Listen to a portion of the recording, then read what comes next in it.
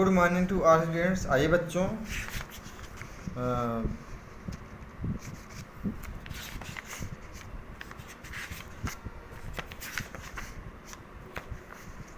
Class 10 क्षितिज भाग 2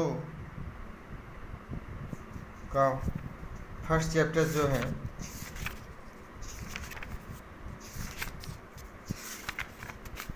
सूरदास के बारे में पढ़ते हैं। सूरदास का जन्म 1478 से माना जाता है। सूरदास जन्म कब माना जाता है? 1478 से माना जाता है। एक मान्यता के अनुसार उनका जन्म मथुरा के निकट मथुरा के निकट रुणकता या रेणुका क्षेत्र में हुआ, जबकि दूसरी मान्यता के अनुसार उनका जन्म स्थान दिल्ली के पास सिही माना जाता है।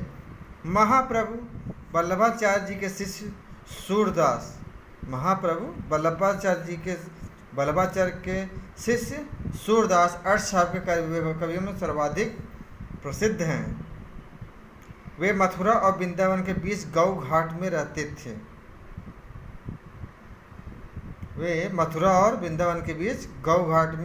गौ घाट पर रहते थे और श्रीनाथ जी के मंदिर में भजन कीर्तन करते थे। सन 1583 में पारसौली में उनका निधन हुआ। तो बच्चों, इस प्रकार से सूरदास जी का जन्म 1478 में हुआ और मृत्यु 1583, पारसौली नामक स्थान में उनका निधन हुआ।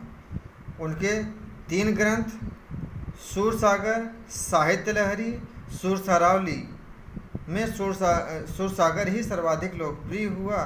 खेती पशुपालन वाले भारतीय समाज का दैनिक अंतरंग चित्र खेती और पशुपालन वाले भारतीय समाज का दैनिक अंतरंग चित्र और मनुष्य की स्वाभाविक वृत्तियों का चित्रण सूर की कविता में मिलता है। सूर वात्सल्य और श्रृंगार के श्रेष्ठ कवि माने जाते हैं। कृष्ण और गोपियों का प्रेम सहज मानवीय प्रेम की प्रतिष्ठा करता है। कृष्ण और गोपियों का जो प्रेम है, यह श्री कृष्ण और गोपियों का जो प्रेम सहज मानवीय प्रेम की प्रतिष्ठा करता है। सूर ने मानव प्रेम की गौरव गाथा के माध्यम से सामान्य मनुष्यों को हीनता बोध से मुक्त किया और उनमें जीने की ललक पैदा की।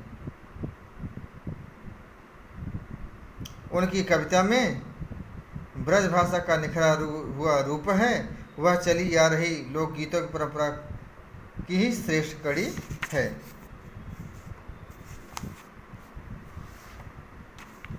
आइए बच्चों, देखते हैं चैप्टर के बारे में क्या क्या बताया गया है। यहाँ सूरसागर के भ्रमर गीत से 4 पद लिए गए हैं। कृष्ण ने मथुरा जाने के बाद स्वयं न लौटकर उद्धव के जरिए गोपियों के पास संदेश भेजा था। उद्धव ने निर्गुण ब्रह्म एवं योग का उपदेश देकर गोपियों की विरह वेदना को शांत करने का प्रयास किया। गोपियाँ ज्ञान मार्ग की बजाय प्रेम मार्ग को पसंद करती थीं। इस कारण उन्हें उद्धव का शुष्क संदेश पसंद नहीं आया। तभी वहाँ एक भौरा पहुँचा। यहीं से भ्रमर गीत का प्रारंभ होता है। गोपियों ने भ्रमर के बहाने उद्धव पर व्यंग बाण छोड़े। पहले पद में गोपियों की यह शिकायत वाजिब लगती है कि यदि उद्धव कभी स्नेह के धागे में बंधे होते तो वे विरह की वेदना को अनुभूत अवश्य कर पाते। दूसरे पद में गोपियों की यह स्वीकारोक्ति है कि उनके मन की अभिलाषाएं मन में ही रह गईं। कृष्ण के प्रति उनके प्रेम की गहराई को अभिव्यक्त करती हैं। तीसरे पद में वे उद्धव की योग साधना को कड़वी ककड़ी जैसा बताकर अपने एक निष्प्रेम में दृढ़ विश्वास प्रकट करती हैं। चौथे पद में उद्धव को ताना मारती हैं कि कृष्ण ने अब राजनीति पढ़ ली है। अंत में गोपियों द्वारा उद्धव को राजधर्म मीन्स प्रजा का हित। याद दिलाया जाना सूरदास की लोकधर्मिता को दर्शाता है। तो बच्चों आज का चैप्टर यहीं पर समाप्त होता है। आज का क्लास यहीं पर समाप्त होता है। अगले क्लास में मिलते हैं, तब तक नमस्कार।